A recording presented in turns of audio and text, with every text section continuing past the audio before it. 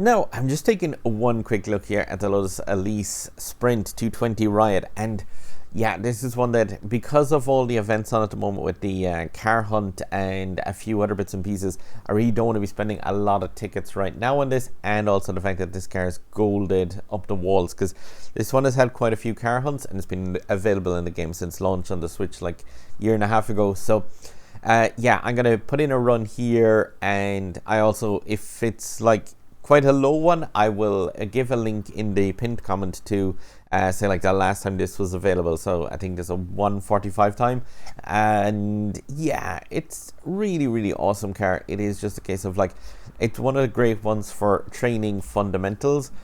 And if you have this car and haven't really made too much use out of it, because it is really slow in the actual like top speed category, it's bad as it gets really. This is one that I definitely wouldn't overlook, just in terms of how fun it is to drive and just how useful it is for, like I mentioned, training those kind of fundamentals in terms of open drifting and stuff. In this car is definitely just top notch. That is, when you are going into a corner, press the drift button, release the accelerator, and have the car just slide on the actual momentum going into a corner. And like, yeah, I mentioned this in a video myself and Ziggy did, where he said like, oh, D-class cars, there's not much use for them.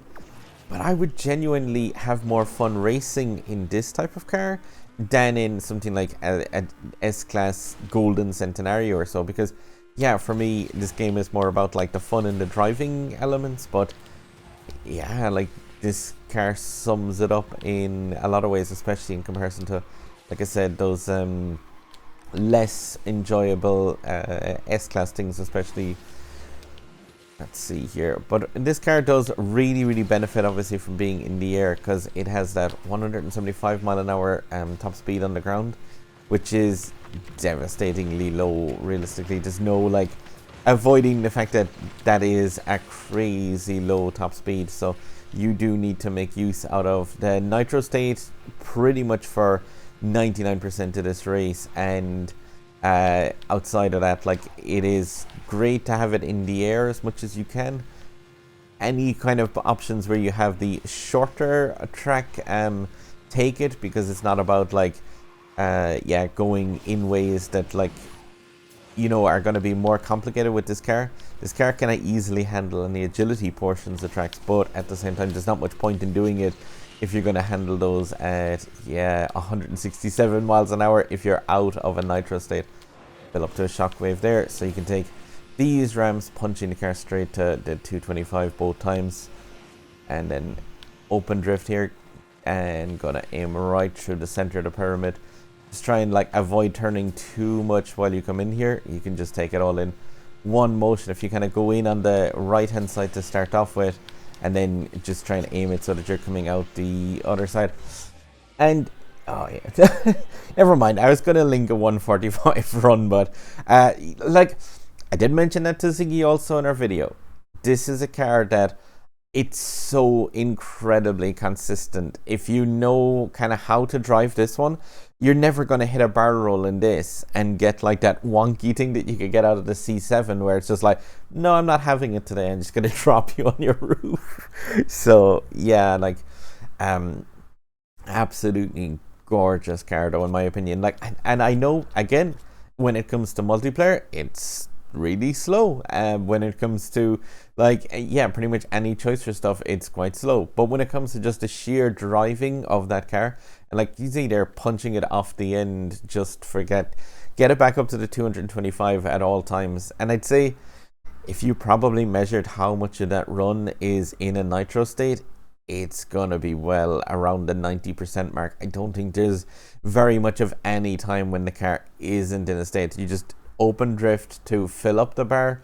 So like anytime you're going around a light corner like that, just lightest drift ever, and then just straight back into a shockwave state. Drop down here, open drift in the tunnel, and then shockwave out. So anytime you're kind of like not in that nitro state, it is just fill up there for a split second here, just, and straight into shockwave state again. And it's got so much nitro, you can leave it in all the way through the final straight. And if you see here, what I mean is, when you're going into the pyramid, Just if you go in sort of on the right hand side of the track, you won't have to make that S corner really inside there. You just flip in, and I know it's a blind kind of thing where you're going in there, but if you go in down the right hand side, you can line it up so that it's a very just small left turn that you take. Just if you go in too far on the left, even though that's where you're going, you'll have to go out and around. Whereas instead, yeah, just take it as one nice straight and a punch of imperfect just coming out to the side. You know, wonk off the wall a tiny bit. But yeah, this car is pretty forgiving just from how high its handling is. And like, I gush over this one a lot.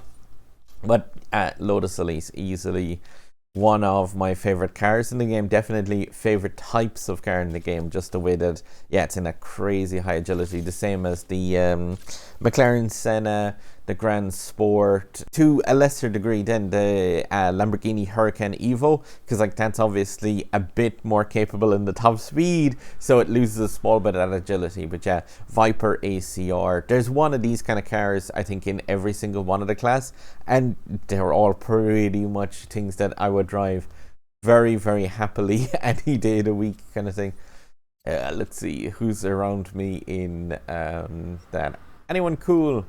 Riz's game, I don't know. I had a few familiar names there, but like, yeah, grats to Hema, Cerno, and Driver 9403.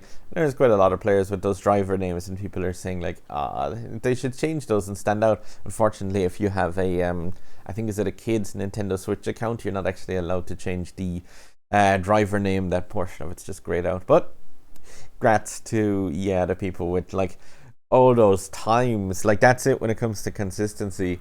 Like how many yeah, the times there on the 448 for my own, 447 for the one above, 447 again. So like, yeah, it's a really, really awesome car though. But definitely one, again, even though if you're not like gunning for golding that or so, definitely it's one there I would encourage players to kind of give a look at that and, yeah, try and practice some of the driving techniques in the game, because it's definitely, it ain't fast, but it is really, really, I think it's a gorgeous looking car as well. It's just really, really cool, super little car.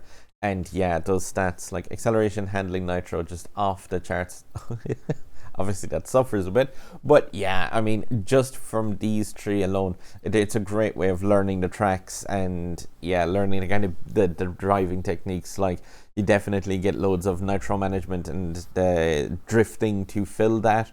I think this is a car where you can go and learn a lot of the fundamentals from the game, even though it's a D-class that's slow, but yeah, still doesn't change the fact that like those are the same fundamentals that you'll use in the Bugatti Chiron. The only difference is you're doing it then at 270 miles an hour, and it can be a lot more difficult. But yeah, guys, if this video helps you out at all, there's a sub button up there over my head. I will take a look to see if I had a faster one previously, but if they're all in around the same time, I won't bother with that really. And there is other videos for me here and here. And as always, guys, drive safe and good luck in this hunt. Have fun as well in the Lotus Elise. Good car.